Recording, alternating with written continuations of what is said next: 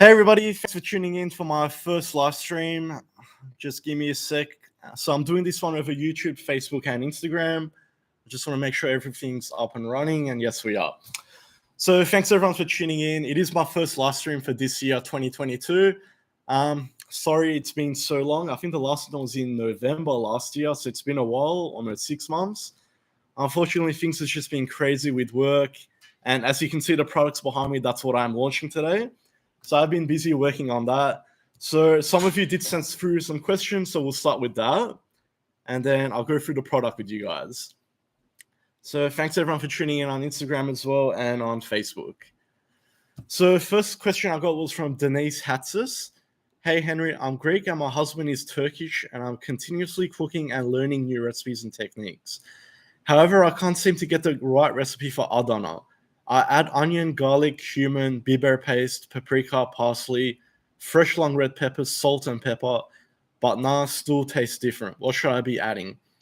Look, Turkish Adana kebab was one of the first videos I actually did and was actually one of the first most popular videos. That's actually the one that really got me going into YouTube because the other videos I did before that was sort of, I didn't get that many views on it, but the Adana really took off. So just going by your recipe that you have there, everything seems fine. The only difference I have is I add sumac to my Adana kebab. Now, that might not be the only difference. The other thing is what mince are you using? So traditional Adana kebab actually has tail fat in it. That's what keeps it very nice and oily, and that's where all the flavor comes from. So maybe try doing that. Maybe ask your butcher to see if they can do that for you. But that's what I will be doing. Other than that, your recipe is fine. Also, we have made your basturma from scratch and ogum. Oh my god, 4 kilos of the Eiffel gone within a week. Best recipe, thanks for the video tutorials. We love them. So once again, basturma was probably the second most popular video actually. So I'm glad you enjoyed that. It was actually a very fun experience for me to do that. It was the first time I've done it. Look, it came out better than I expected, and I'm glad everyone loves it. I'm glad everyone's using it. So keep on using that. Next question is from Tanya A. What is your favorite Persian dish? Look, it would really depend. Obviously, I'm not going to say no to kubide kebab, which is lamb kebab, but also ghormeh sabzi. Now, ghormeh sabzi, as a kid, I hated it. I could not stand it. I don't even know why, to be honest. I think it's because it was the green color. I'm a bit fussy when it comes to food. I try not to admit that to everyone, but that's the truth. Like, for example, we have another dish called garmir palav. Basically, this is Armenian red rice. I did not like it because it's red.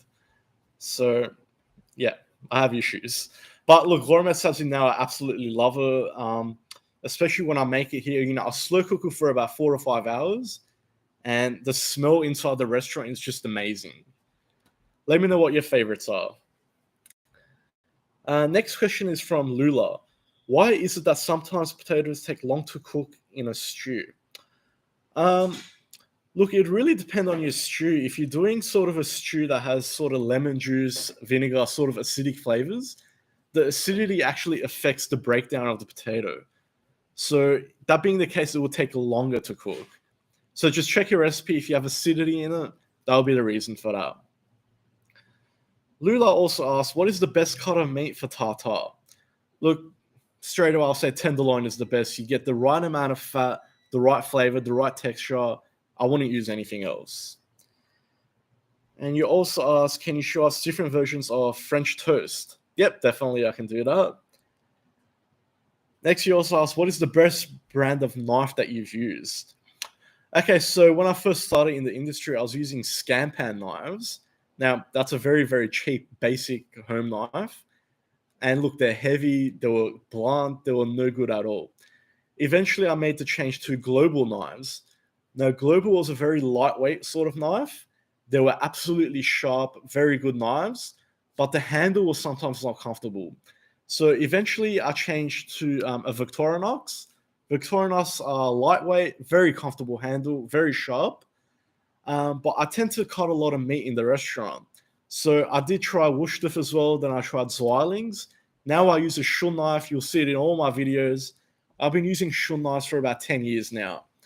So look, it would really depend on what you're more comfortable with. So the handle is very important. A lot of these sort of celebrity chefs have their own range of knives, and look, they're absolute rubbish. All you're doing is paying for their name. I'm not going to name any names, but you're just paying for their name.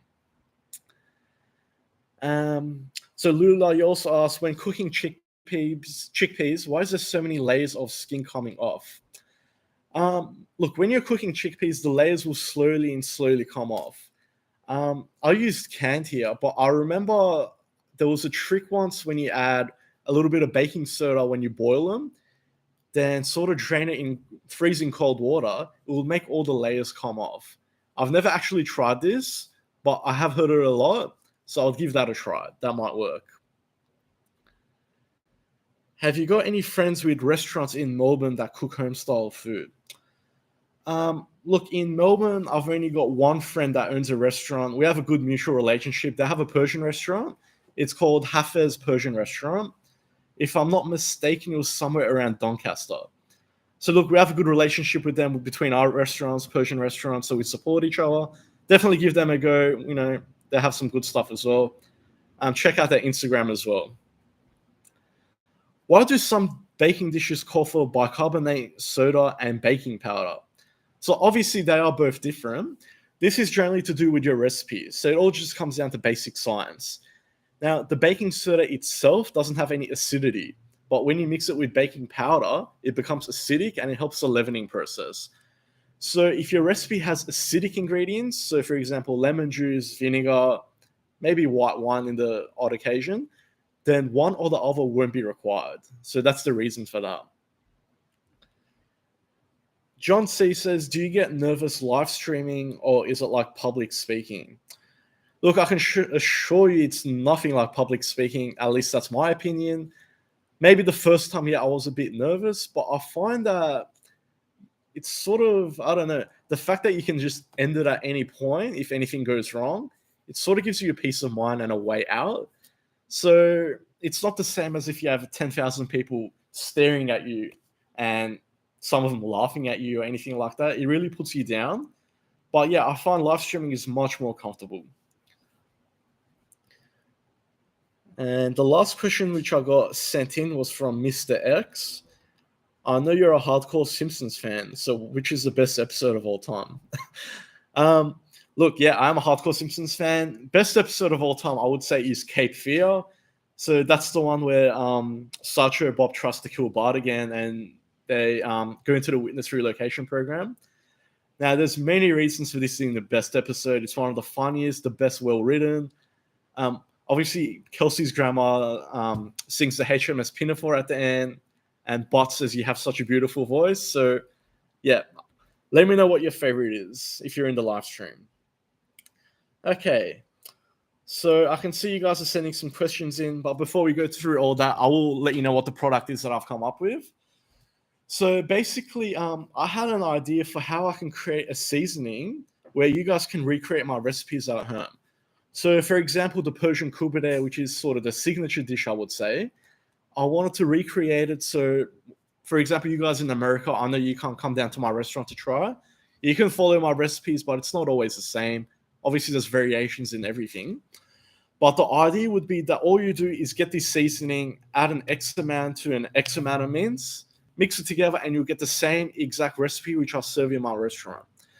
So obviously, I've been practicing this for a long time. I think about late last year, I started getting like a really small, precise scale to get everything correct.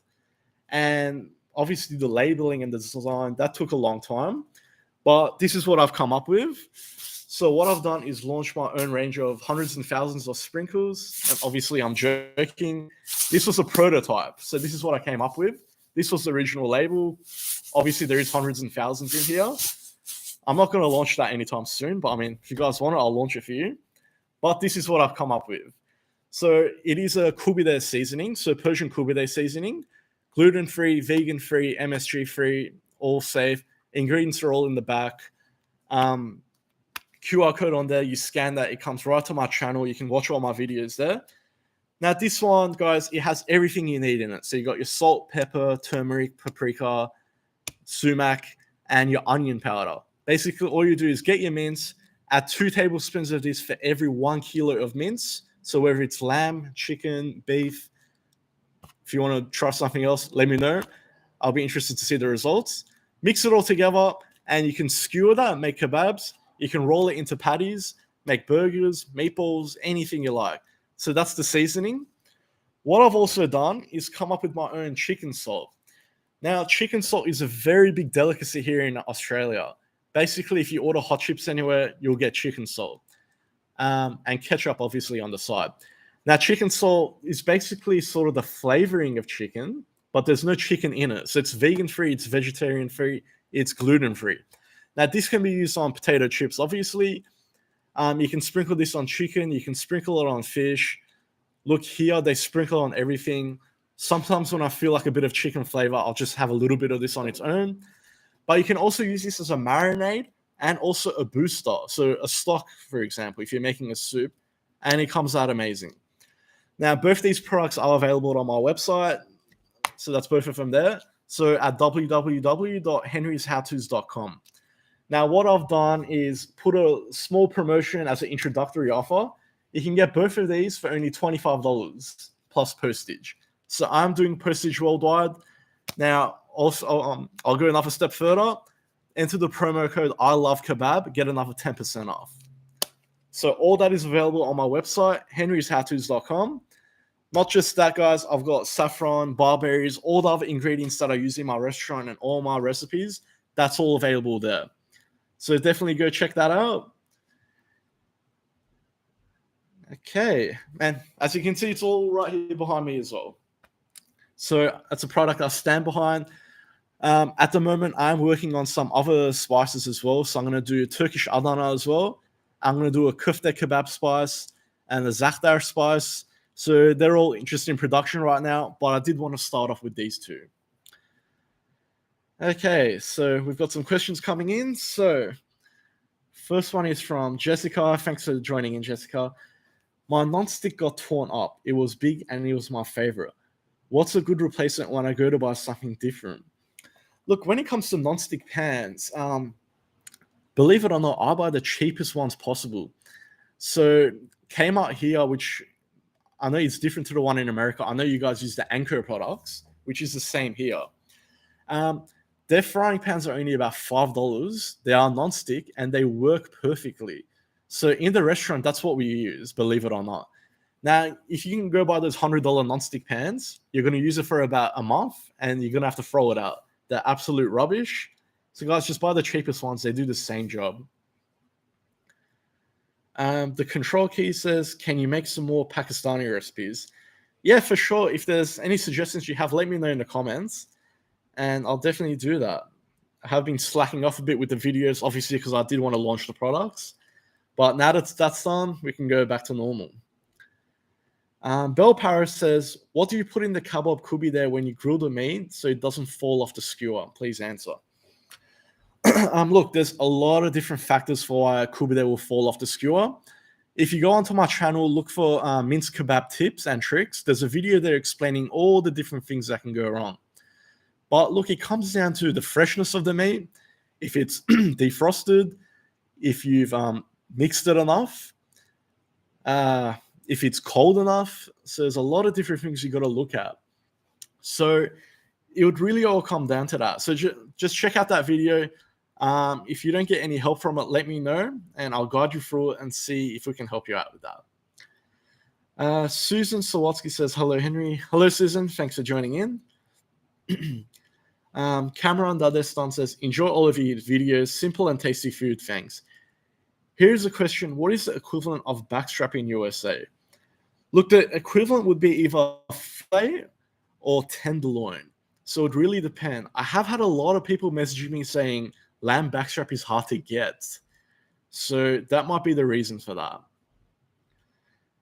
Jessica says, yes. I think you're referring to the products. Thank you very much. Susan Sawatsky says, how long do you store saffron water in the fridge? Look, we go through it so much here. It only lasts about 1 or 2 days, to be honest. But you can store it easily for about up to a month in the fridge. Obviously, the longer you store it, the better the flavor will get as well. So try doing that. Jessica says, definitely getting some. That's interesting. Might have to try that too. Yeah, for sure. So I'll keep you guys posted when I do come up with all that. The wolf that could says, hello there. Thank you very much for the videos. The food looks great, and I really enjoy how patient and descriptive you are with them. Thank you very much. I'm glad you enjoyed them. So it's been pretty much 7 years since I started YouTube. Obviously, when I started, I was doing about one video a month. So I've come a long way. I think I'm at 540 videos now, or just over, if I'm not mistaken. Speaking of that, today's Sunday in Australia, so I'll be placing another video out tomorrow. So I'm thinking doing chicken stroganoff tomorrow. So let me know what you guys think of that. Once again, just to show how fussy I am, as a kid, my mum would always make beef stroganoff with chips. Now, I absolutely loved it, except for the mushrooms, and I hated mushrooms. Now, the thing is now I still hate mushrooms, but if they're sliced thinly and sauteed and in stroganoff, I love them.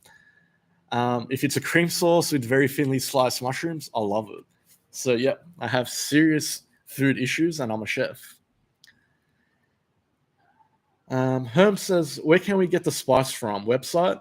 Yep, so you can get that from our website. I'll actually just type it into the chat here so you guys can see. So it's www.henrytattoos.com.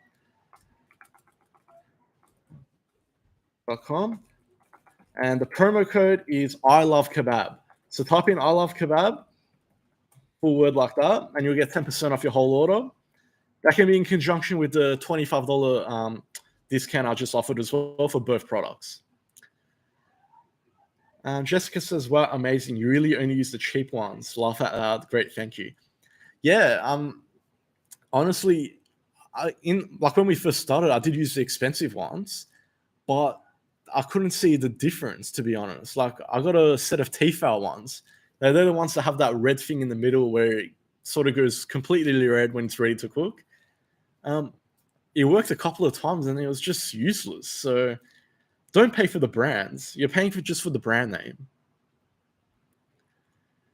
The wolf that could says, all nice. Accidentally had dislike. That was an accident. That's all good. No worries. Jessica says, do the rose-flavored sugar cubes taste like rose water? Yeah, so those sugar cubes I make in the restaurant here, and we serve it here in the restaurant with tea, obviously. So I make those, and I use rose water instead of normal water. Now, it has a very slight aroma and a very slight taste of rose. It's not overpowering. So when you put it in tea, you only get a hint of it. I don't even want it to be overpowering because it would just ruin them. So, yeah, they just have that very slight taste of rose. The wolf that could says, hey, man, congrats on your new line. Looks great. Thank you very much. I'm glad you guys appreciate it. It's all for you guys that I'm doing this. Jessica says, I will try thin mushrooms because currently I only like them extra crispy at the moment. Yeah, speaking of that, not only just thin mushrooms, but if you get button mushrooms that are very, very small and they're fried all the way where you can just bite it and swallow it, I like those as well. So I think it's more to do with the texture that I don't like. So, example, the big field mushrooms, I wouldn't even dare to attempt to eat that. So that's just me. I mean, for example, tomatoes as well. I don't like tomatoes in general. I like tomato sauce. I like tomato paste. Now, if I get a salad with cherry tomatoes, I won't eat it. If I get a burger with thick sliced tomatoes, I'll take it out straight away. Same with pickles, I'll take that out straight away. But if the tomatoes are sliced very thinly, I'm happy with it. So I think it's all got to do with the texture. Maybe I need psychiatric help. I don't know. Steve Campbell says, still wanting to make your basturma kebabs. I'll get to this one day. Yeah, look, definitely give that a go. The whole idea I did the basturma kebab was not everybody can sort of make the basturma. It is a long process. I think it was about 3 or 4 weeks, if I'm not mistaken. And that depends on your weather and humidity as well. So the basturma kebab, you can do that in about 2 hours. That's the whole reason I did that. So definitely give that a go. You'll get the same sort of flavor. It won't be as salty as the basturma because it is cured, but you'll get the same sort of taste. Jessica says, I'll try that too. I hate when there's slime feeling. Yep, exactly. So I'm just trying to think what else is there that I don't like that's like that. See, zucchini, I don't like either. Eggplant, I don't like either. Broccoli, cauliflower, I don't like. Carrots, if they're hard, I don't like. If they're cooked, I don't mind. Potatoes, I don't care how they're cooked, I like them. What am I missing? Salads, I hate. So rocket or arugula, spinach. What am I missing? I don't know. So yeah, I don't know if it's texture, if it's a taste, or if it's, I don't know. I'm just too fussy. I don't know what it is, but you'll never see me sit down and eat a salad. I'll tell you that right now. Dorothy Sprague says, hello from Cardi, Texas. Love your recipes. I've made many dishes that you have shared. Thank you very much. Thanks for joining in. Actually, if you guys can all do me a favor, can you just type in what time it is where you are right now? I just want to make sure the times that our live stream is working out for everyone. I'm not too fussy. I'll do whatever time works best for everyone, but I just want to make sure it's fair on everyone. Susan Sawatsky says, boy, you are picky. Yes, 100% I am. Like I said, I'll never admit that, but I can't keep the problems. So I guess I would say cold food, it would have to be dessert as well. So I try and avoid sort of dairy and everything, but it's just too hard. So I just suffer because it's just too good. I won't be able to live without ice cream and chocolate and pretty much anything. So Jessica says 7:20 p.m. Susan Sawatsky says 7:22 in California. Okay. Travis, he says, for the person that loses their meat onto kebab, try adding like a tablespoon of flour. It tightens up the meat and absorbs the extra moisture. Yeah, I do agree, Travis. You can definitely do that, but you'll sort of start to get the meatloaf type of texture. So it sort of ruins the kebab. It becomes more of a meatloaf or a meatball, I should say. Look, one thing you can do is add, say, a half a teaspoon of baking soda. Somehow that sort of tenderizes the meat and makes it sticky again. Now, you can definitely try that, see how you go with that, and hopefully that helps. Stu Bradford says, in New Zealand, it's 2:21 p.m. Okay. Travis C, 7:21 Saturday evening. All right, cool. Good to know. So I have had a few questions come through on Instagram. Let me just go through those quickly. Thanks, everyone, for tuning in. So basically, I'm streaming Instagram from my iPhone. YouTube is from my laptop, and Facebook is from my iPad. So I'm getting questions in 3 different places, so I'm just jumping forth. Angel Hunty79 says, hey, Henry, so happy to see you up and well again. Thank you very much. Yeah, I'm feeling not 100%, but 90%. Jesse Love says, hello. Hello, thanks for tuning in. Actually, let me know what time it is there in Canada as well, please. Sienna Salon Spa says, awesome. Hey, Patricia, thanks for joining in from Texas. Bathman's Barbecue says, that's awesome. Congratulations. Awesome times ahead. Patricia, hello from Texas. So excited for you. Thank you very much. I'll be sure to visit you one day as well. Kayvon SHKVRS says, salam, brother. Salam to you too. Hope you're well. Ericon Tosul 9 says, hi from New Zealand. Kayvon SHKVRZ says, who do you buy your saffron from? So my saffron I get imported from Iran directly. We go through a lot here in the restaurant. So the ones that I sell on my website as well, they are the same ones. The idea is because I know they're 100% good quality, best aroma, best flavor you can get. And obviously I use it in a commercial setting. So I want to use the cheap stuff. A lot of the stuff that you find on the supermarket shelves are usually Spanish. Now, not that Spanish saffron is bad, but it's not the same as Middle Eastern saffron. And they're very overpriced for what they are. I don't know why. I saw one yesterday. It was by the gram, but it was listed as $50,000 a kilo. So that just doesn't make sense. Susie once says 1:25 p.m. in Northern Rivers, New South Wales. Okay, so you're just an hour ahead of me. Angel Hunty says 79 says 10:21 p.m. on the Saturday the 4th. So yeah, right, okay. Sorry, it's daylight savings here today, so I just got confused with the time for a second. Kayvon SHKVRZ says Salon from North Carolina. Jessica Love 1024 in Toronto. All right, so that timing seems to work the best then. The first live stream I did was around midnight here in Sydney, and I didn't get as many people join in, and I can't really blame them because it was an awkward sort of time for everyone. But yeah, we'll keep working on it, see what time works best for everyone. So that's all the Instagram message questions done. So let's go move on to Facebook. Rosalind says, you are the best. Thanks very much for joining in, Auntie. Puya Farahani says, Mashallah, love Armenia from Iran. Thank you very much for joining in. Puya Farahani also says, Henry with Reime, it is best with tomato paste. Yeah, 100%. The first time I had Reime actually was when we opened our restaurant. I actually loved it. So the tomato paste in that is very, very nice. I really loved it. Let's just scroll back here and see. Okay, Travis C says, same place he gets his lemon juice. What brand is it? So my lemon juice, it is a Persian lemon juice. The brand name is Bagha. So that's BAGHAA. So we get that imported from Iran as well. As I said, we go through boxes and boxes of that stuff. So lemon juice, rosewater, saffron, what else? Musir, dried limes, all that sort of stuff. We go through a lot of it. So I can see that there's a few new people that have joined in. So just to recap what I have launched, I'll just go through it again. So basically, I've launched 2 seasonings today. This one here is a Kubide seasoning. Basically, you've got all your spices and all your ingredients here.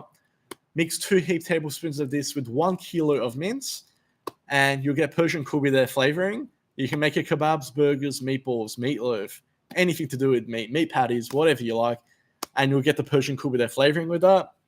Second product is chicken salt. Chicken salt is a delicacy signature here in Australia. Anywhere you get chips from, they'll ask, you want chicken salt on that? So for my vegan vegetarian friends, chicken salt doesn't have any chicken in it. It is a vegan, vegetarian, and gluten-free option. It basically just sort of mimics the flavor of chicken salt. Sorry, chicken flavoring, I should say. So both these products are available on my website, www.henryshowtos.com. You can get both of these as an introductory offer for $25. The normal price is $15 each. Now, these I'm shipping worldwide as well. So jump onto my website. You can get these. You can get saffron, rosewater, all the products that I use here and in my restaurant. And also use the promo code I Love Kebab for 10% off your full order. Okay, Stu Bradford says, looking at your saffron for sale, size when making saffron water. I would make probably around out of that, depending on how strong you want that saffron flavor. If not, you can probably push it to about 4 liters, believe it or not. So that's how intense the flavor of this saffron is. If you are making the saffron water, jump onto my YouTube channel, watch the saffron water video recipe. Basically, the idea is to crush that saffron with a bit of sugar in a mortar and pestle, then add your boiling water, and you'll get that flavor straight away. And as I said, easily 2 to 3 liters, push it to 4 liters easily, you'll be fine. And believe me, that's a lot. You can do a lot of recipes with that.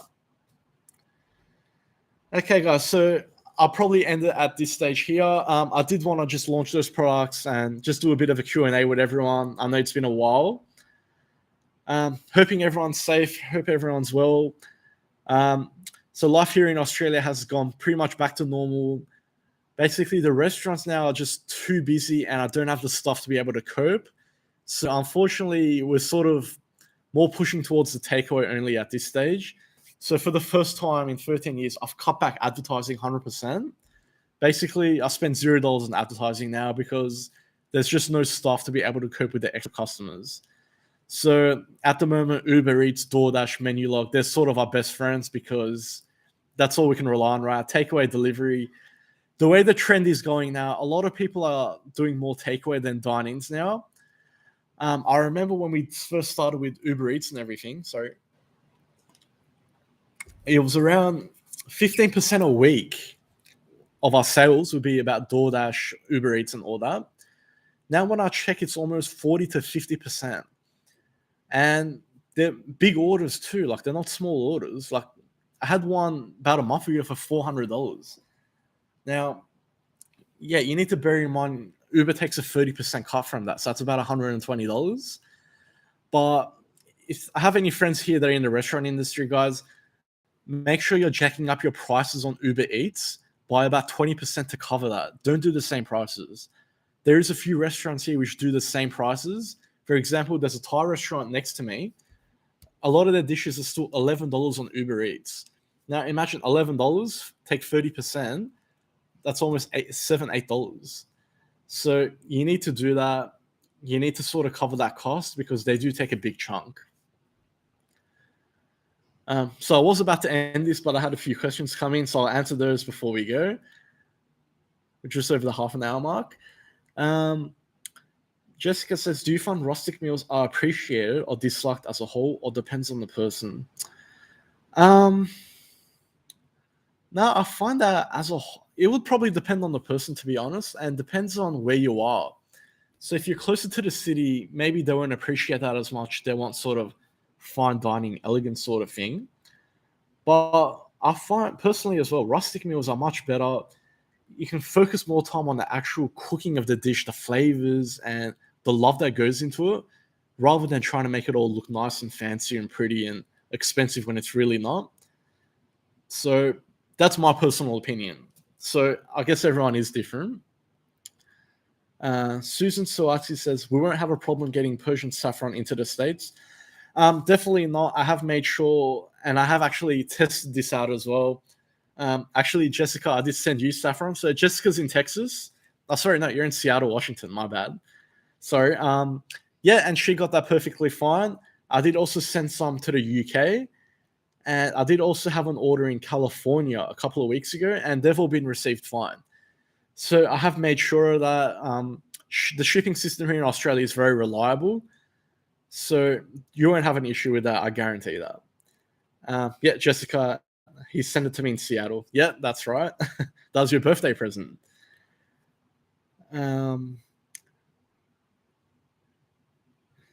Usually customs confiscates it.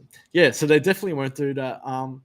I think the only reason they will do that is if the packaging says product of Iran or made from Iran, where in this case it is product of Australia, and I've made sure of all that on my packaging too with these, product of Australia. So there's no reason for customers to be taking these. Yeah, so I did have an issue with PayPal a couple of weeks ago when someone placed an order. PayPal sent me an email saying, because it's a product of Iran, we can't accept money for it. And look, honestly, I got so pissed off at PayPal because it is such a stupid, this whole sanctions thing is so stupid because it may be a product of Iran, but it's saffron. Like, I know a lot of companies here, believe me, they buy saffron from there, repackage it here, and then say product of Australia. And they can get away with that. So that is just stupid. RRZ says, please everyone click the like button. Yeah, thank you very much for that. Jessica says, he sent it to me from Australia and it was okay. Yeah, definitely. Look, I can guarantee it will be fine. I don't see an issue with that. As I said, it is originating from Australia. We have good terms with Australia and USA, so I can't see an issue with that. Jessica says, thank you for answering that. I agree, but was curious from a restaurant chef's experience. Yeah, 100%. I agree with that. I mean, I've never really been too into all that sort of fancy fine dining sort of thing. You guys have seen my Instagram. You've seen the photos I put up. You've seen the videos. I like to present dishes for what they are. I don't like to do all these decorations and fake edible flowers and all that sort of thing. It is just so unnecessary. Just stick to the food. If the food tastes good, it will speak for itself. Susan Sawatsky says, excellent, thank you. Okay. Jessica says, that's BS. Yep, 100% it is.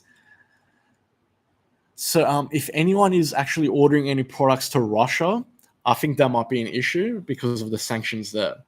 So I would suggest against that for the time being. I would need to double check on that. But even if I could, I think there would be issue with the sort of delivery. Same with the Ukraine, unfortunately. So I can't promise that, but to the US, I can promise. Susan Sawatsky says, I have been buying it from Afghanistan in a California store. Okay, cool. Yeah, so you can find it in California, but you got to make sure it's high quality. Zach C says, what's up, Henry? We love you, Veronica and Zach. Love you all too.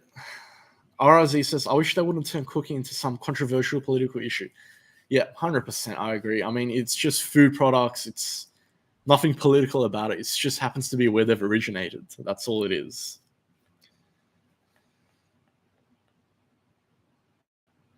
Okay. So, guys, once again, just to recap before I end this, both my products, so chicken salt and Persian Kubideh seasoning, this will all be available on my website, www.henryshowtos.com. So these two you can get for $25 as an introductory offer. So that works out to $12.50 each. Normal price is $15 each, plus shipping. So as I just said, shipping worldwide. Shipping to Russia and Ukraine will be an issue at the moment. So unfortunately, I can't do anything about that. But US, UK, obviously in Australia, I guarantee no issues at all. So we'll be starting off with that at the moment. Once this sort of picks up, I'll be doing all the other recipes. So as I said, I'll do Turkish Adana, kufte kebab, zahtar, and then we'll go from there. And I'll basically do pretty much all the videos that I do just to make it easy for you guys to use. So I'll end this live stream here, guys. Stay tuned. What I'm going to do soon is a live stream cook along, believe it or not, using my Kubideh seasoning. So I'll make Kubideh live for you guys using this so you can see how it comes out and how easy it is. And I guarantee it won't even be 5 minutes long. That's how easy it is. So thanks everyone again for tuning in. I'll announce that date for the live stream soon.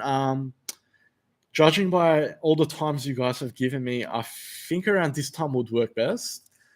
If not, obviously, I'll let you know. I'll probably do it in a couple of days' time. So I'll keep you all posted. Once again, I'll do it probably through YouTube and Instagram, and I'll try to do Facebook as well.